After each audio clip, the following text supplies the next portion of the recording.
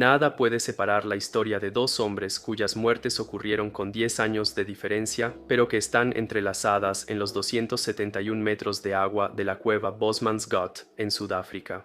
Dave Shaw y Dion Dreyer nunca se conocieron, pero no puedes contar la historia de uno sin la del otro. Dave Shaw era un piloto australiano de aerolíneas que volaba para Cathay Pacific. También era un ávido buzo de cuevas.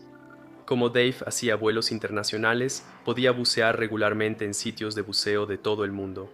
Uno de estos sitios de buceo era un lugar llamado Komati Springs, que era una antigua mina de asbesto, la cual fue convertida en un sitio de buceo en cuevas profundas y administrada por Don Shirley. Dave y Don se hicieron amigos y a menudo buceaban juntos. Ambos compartían el mismo amor y devoción por el buceo en cuevas profundas. Dave Shaw también disfrutaba la idea de establecer nuevos récords usando su recirculador de circuito cerrado modificado. En 2004, Dave y Don decidieron que establecerían un nuevo récord de profundidad para un recirculador de circuito cerrado buceando a 271 metros o 890 pies en Bosmans Gat. Bosman's Gat se traduce como Bushman's Hole. En diciembre de 1994, mucho antes de que Dave Shaw y Don Shirley bucearan en Bosmans Gat, Nuno Gómez había intentado llegar al fondo de la cueva de 271 metros de profundidad o 890 pies usando un sistema de circuito abierto. En 1996, Nuno Gómez estableció el récord mundial de profundidad en la cueva, llegando hasta los 927 pies o 282 metros de profundidad. Hasta ese momento no se habían usado recicladores para bucear a tanta profundidad. Siendo justos, no había muchos casos de ningún equipo o persona buceando tan profundo. Don Shirley comentó que más hombres habían estado en la Estación Espacial Internacional. Nuno Gómez había utilizado un sistema de circuito abierto para completar su inmersión. Un sistema de circuito abierto es una unidad de buceo que contiene aire o gas para que el buzo respire, y cuando el buzo exhala, el gas se libera al ambiente y se escapa. Por eso es un circuito abierto. Si observas la mayoría de las unidades estándar de buceo, estás viendo un sistema de circuito abierto. Un reciclador, por otro lado, es un sistema de circuito cerrado donde el gas que se exhala se recircula de nuevo al sistema.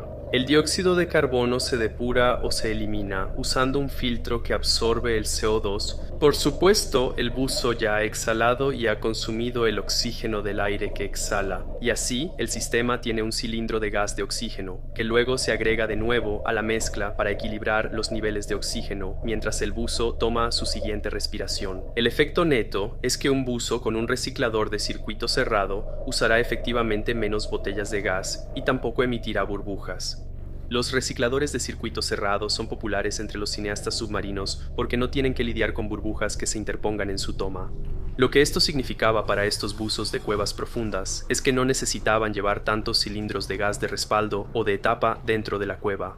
Cuando Nuno Gómez completó su inmersión récord, usó 54.000 litros de aire. Si un cilindro de buceo promedio de 10 litros contiene 2.000 litros de aire, esos son 27 cilindros solo para Nuno Gómez, y eso sin incluir a sus buzos de apoyo. En cambio, cuando Dave Shaw buceó hasta el fondo de Bosman's Gat en 2005, usó 5.800 litros de gas. Eso equivale a unos 3 cilindros. Ahora, esto es importante porque el gas equivale a tiempo. Cuando buceas a esas profundidades, necesitas hacer paradas de descompresión al subir. Cuanto más tiempo pases en el fondo, más tiempo necesitas para subir a la superficie. Tan solo la logística de colocar 27 cilindros en varias etapas o profundidades es una hazaña en sí misma. Además, habría varios cilindros adicionales por si acaso. Para Dave Shaw, él prácticamente podía cargar 3 cilindros él solo bajo el agua. No es que lo hiciera, aún tenía cilindros de etapa colocados a varias profundidades. Pero lo que significaba es que podía permitirse pasar un poco más de tiempo en el fondo que Nuno Gómez, y aún así no necesitaba tanto equipo como Nuno. Y fiel a su naturaleza de llevar al límite el tiempo y la profundidad, Dave Shaw llegó al fondo de la cueva sabiendo que tenía un poco de tiempo disponible. Decidió echar un vistazo alrededor. De hecho, no tardó mucho antes de que viera algo en la cueva que reconoció de inmediato, y no tengo duda de que le provocó un escalofrío. En diciembre de 1994, cuando Nuno Gómez intentó por primera vez su inmersión para romper el récord, ocurrió una tragedia durante una inmersión de práctica. Dion Dreyer era un buzo de 20 años con unas 200 inmersiones en su haber. Estaba emocionado de haber sido invitado a ayudar en este intento de romper el récord como buzo de apoyo. Un buzo de apoyo se colocaría a cierta profundidad para ayudar con la logística, como colocar cilindros de etapa, transmitir mensajes de los buzos y asistir en caso de emergencia. Se cree que debió haberse desmayado debido a una acumulación de dióxido de carbono. Esto podría suceder cuando un buzo se sobreesfuerza, tal vez trabajando demasiado al cargar cilindros dentro de la cueva. Hacia el final de la inmersión, el líder del grupo contó a los buzos y notó que faltaba uno. Bajó un poco más para revisar y vio una luz desvaneciéndose en las profundidades. Persiguió la luz por un momento, solo para darse cuenta de que la luz se desvanecía más rápido de lo que él avanzaba. Debe ser un momento escalofriante darse cuenta de que decidir perseguir a un buzo hacia las profundidades de una cueva probablemente va a matar a ambos, y entonces tienes que dejar a ese buzo a su suerte. De camino de regreso a la superficie, alcanzó al equipo y les hizo una señal con la mano que helaba la sangre. Los padres de Dion Dreyer pusieron una placa en la entrada de la cueva para conmemorar la vida de su hijo. Para los buzos que entraban al agua en Bosman's Gut, este letrero servía como un escalofriante recordatorio de que el buceo en cuevas profundas era peligroso, y que en cualquier momento durante su inmersión podían encontrarse cara a cara con el cadáver en descomposición de Dion Dreyer, cuyo cuerpo nunca fue recuperado. Así que, cuando Dave Shaw se tomó un momento para escanear las profundidades de la cueva a 890 pies, supo de inmediato a quién había encontrado. Dave intentó brevemente sacar a Dion del lodo en el que estaba atascado. Después de un momento, se dio cuenta de que, primero, el cilindro de Dion tendría que ser sacado del lodo, y segundo, su plan de buceo no incluía recuperar un cuerpo. No tenía el tiempo, el equipo ni la preparación para llevar este cuerpo de regreso a la superficie sin poner en peligro su propia vida. Dave ató su carrete de espeleobuceo al equipo de Dion y regresó a la entrada de la cámara. Ahí ató el otro extremo de su carrete K a la línea de descenso para poder encontrar el camino de regreso a Dion y comenzó su ascenso a la superficie. Hasta ese momento, Dave había pasado alrededor de 15 minutos bajo el agua. El ascenso tomaría unas 10 horas para descomprimirse a profundidades cada vez menores. Mientras subía, Dave escribió una nota en su pizarra para decirle a su primer buzo de seguridad y amigo cercano, Don Shirley, que había encontrado a Dion Dreyer. No tengo duda de que durante las siguientes 10 horas, en sus paradas de seguridad, Dave ya se estaría preparando mentalmente para otra inmersión a 890 pies para recuperar el cuerpo de Dion. Don Shirley estaba pensando lo mismo. Recuerda que él se habría sentido más que cómodo dejando el cuerpo de Dion en su tumba acuática, pero estaba seguro de que Dave querría recuperarlo. Es muy común que un cuerpo se quede donde está cuando se trata de ambientes tan extremos. Ya es bastante difícil mantener con vida a un solo buzo, mucho menos realizar una misión de recuperación donde tienes que sumar la necesidad de resolver problemas complejos y hacer un gran esfuerzo físico. Después de todo, Dion mismo probablemente murió por el esfuerzo físico que llevó a una acumulación de dióxido de carbono a una profundidad mucho menor. En el monte Everest hay varios cuerpos que nunca serán recuperados debido al peligro que existe para las personas que intentarían bajar esos cuerpos de la montaña. Pero, como pensaba Don Shirley, cuando Dave regresó a la superficie unas 10 horas después, declaró de inmediato que quería llevar a Dion de vuelta con su familia. Dave y Don volvieron a sus vidas normales, pero pasaron los siguientes meses planeando meticulosamente la recuperación del cuerpo de Dion. En enero de 2005, Dave Shaw voló al Aeropuerto Internacional de Johannesburgo y condujo 6 horas y media hasta Bosmanschat. El 8 de enero, Dave Shaw hizo su descenso final. Se uniría a Dion y las historias de ambos hombres quedarían para siempre entrelazadas en la línea de la cueva que Dave había colocado. Después de meses de preparación, todo iba según lo planeado. David les dijo a los padres de Dion que había encontrado a su hijo, y ellos estaban emocionados ante la posibilidad de traerlo de regreso para un entierro adecuado. Se había reunido un equipo de seguridad que incluía a Don Shirley y Peter Herbst, a quien todos en la industria del buceo conocían como Big B. Conocí a Big B en su centro de buceo en Pretoria llamado Reef Divers en 2004, unos 6 meses antes de que ocurriera este incidente. Peter es un tipo fuera de serie que ha dedicado toda su vida al buceo. Antes de su última inmersión, Dave hizo sus preparativos finales, incluyendo colocar una cámara en su casco. Un cineasta documentalista se unió al equipo para documentar la recuperación del cuerpo de Dion. Había creado una carcasa submarina capaz de soportar las presiones extremas de la inmersión. Dave le dijo al camarógrafo que normalmente no tenía nada en su casco porque eso estorbaba el cable de su lámpara de buceo.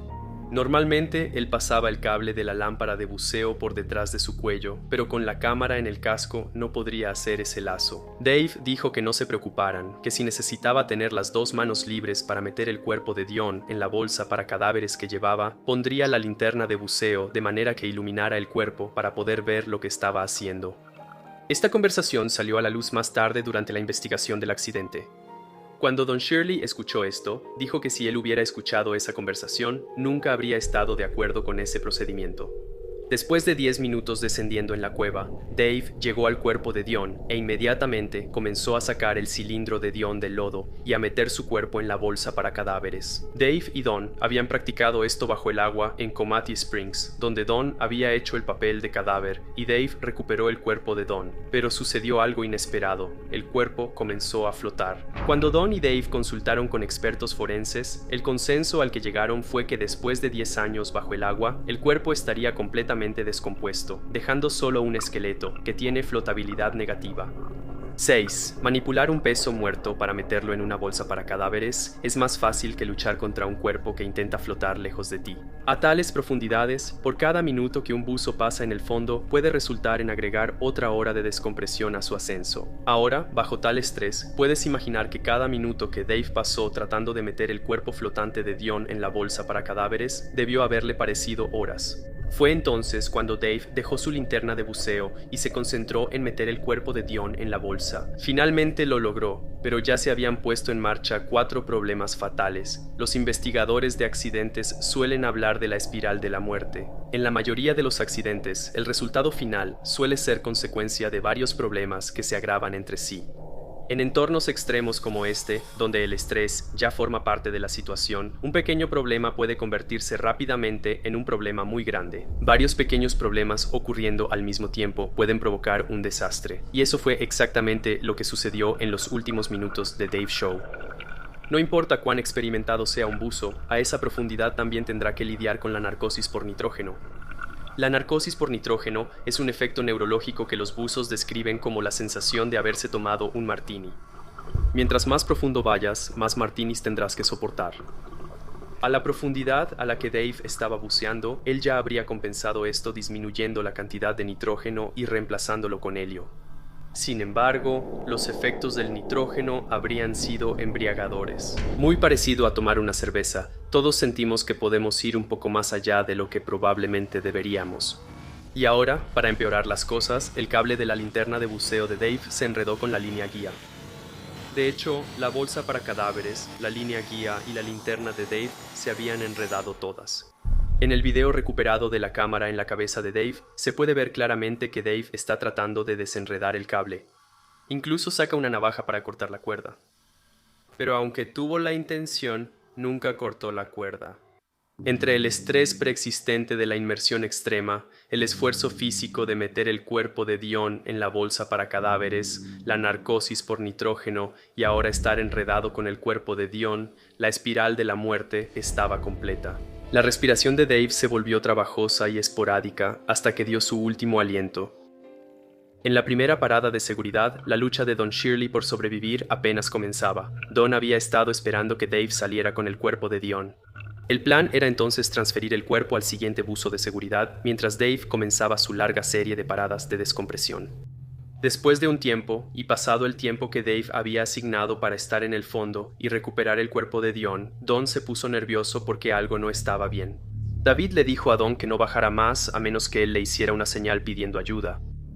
La señal nunca llegó, pero Don sabía que algo andaba mal, así que él mismo rompió el plan de buceo y descendió a las profundidades para encontrar a Dave y Dion y brindar la ayuda que sabía que se necesitaba. Pero Don no estaba preparado para la profundidad, y para su consternación, al acercarse, pudo ver que la luz de buceo de Dave no se movía. En un momento de claridad, hizo lo que sabía que era lo correcto y dejó el cuerpo sin vida de su amigo junto al de Dion. Don ahora comenzó su ascenso a la superficie. Cuando llegó al siguiente buzo de seguridad, escribió en su pizarra: Dave no va a regresar. En un relevo que comenzó con Don, el mensaje fue enviado lentamente a la superficie.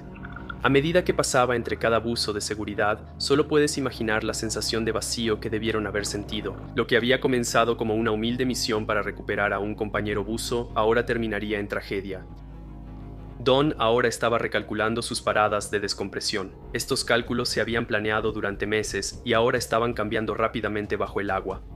Alterar un plan de buceo tan estricto bajo el agua sería estresante. Don sin duda habría estado lidiando con la narcosis por nitrógeno y la angustiante pérdida de un amigo muy cercano, cuyo cuerpo ahora yacía en una tumba turbia a pocos metros de distancia. Ascendió a su siguiente parada de seguridad y le entregó una pizarra con cálculos actualizados al siguiente buzo de seguridad. En la superficie, el plan de buceo cambió de la recuperación de un cuerpo a una operación de emergencia. Don había comenzado a sufrir de enfermedad por descompresión y vértigo. Los buzos de seguridad comenzaron una rotación de inmersiones para quedarse con Don, quien ya antes había perdido el agarre de la línea de seguridad. Por suerte, logró combatir el vértigo y recuperar el agarre. Pero su condición se estaba deteriorando rápidamente y tenía que depender cada vez más de que los buzos de seguridad tomaran decisiones por él. Empezó a sentir náuseas y comenzó a vomitar. Cada vez que un buzo de seguridad lo movía de una profundidad a otra más cerca de la superficie para la siguiente parada de descompresión, él tenía arcadas y estuvo muy cerca de perder el conocimiento. Entonces, un dolor agudo recorrió su pierna. Para cuando llegó a la superficie, se había saltado su última parada de seguridad porque los buzos de apoyo sintieron que no sobreviviría si perdía el conocimiento bajo el agua. Lo llevaron rápidamente a la cámara de recompresión en el lugar. Durante los meses siguientes, Don recibiría múltiples tratamientos hiperbáricos en una cámara de recompresión y nunca se recuperaría por completo. Mientras todos en el sitio de buceo empacaban su equipo con solemnidad y comenzaban a dispersarse, se planeó una última inmersión para recuperar los cilindros de etapa que quedaban en las líneas de descenso hasta 150 metros. Peter Herbst, Big B, se quedó unos días más con los buzos de la policía en el lugar para recuperar este equipo. Mientras Big B ascendía de la inmersión, los buzos de la policía le preguntaron si había visto los cuerpos. Se quedó atónito al escuchar eso, ya que cuando él había subido las líneas, tanto el cuerpo de Dave como el de Dion seguían atados a las líneas y ahora estaban bajo un saliente a 20 metros, 60 pies, y podían ser recuperados fácilmente. Big B no había visto los cuerpos pasar de manera inquietante junto a él mientras trabajaba en las profundidades para recuperar el equipo de seguridad. Big B entonces hizo una última inmersión para recuperar los cuerpos de Dave y Dion, cuyas vidas, muertes e historias quedarían entrelazadas para siempre.